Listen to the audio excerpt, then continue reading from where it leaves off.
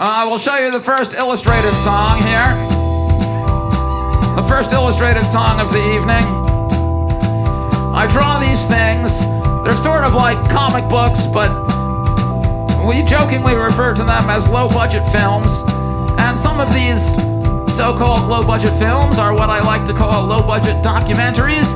And some of my low-budget documentary films are part of my long-running complete history of communism low-budget film series. So we'll do a chapter of the complete history of communism. This is the story of the Cuban Missile Crisis of 1962.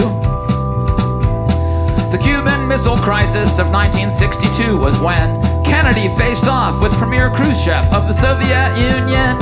See, back in '59, Cuba's Revolutionary War made them a tiny communist country right near the U.S. shore. And that same year, the U.S. made a deal in a foreign place to put U.S. nukes in Turkey aimed right into Russia's face. So fast forward to October 1962 again.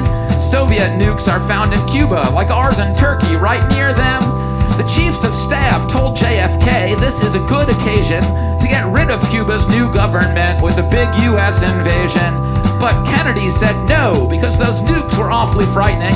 He said if we strike Cuba, Russia might think attacking us would be the right thing, and that could lead to nuclear war, and of all options, that's the worst.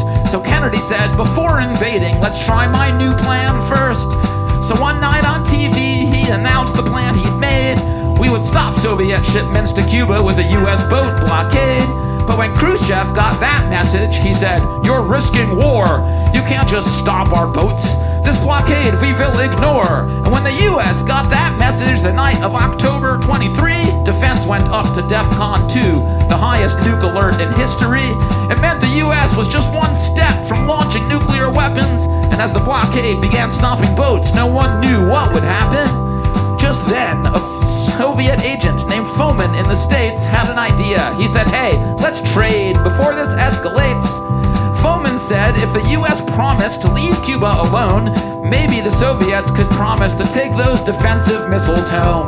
But Khrushchev tried a better deal to make a missile recall work. He said the U.S. should leave Cuba and take their nukes out of Turkey.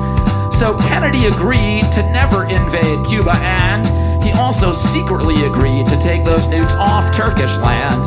That part was kept a secret, so Kennedy could still look tough. But the fact was that both leaders thought things had gone far enough.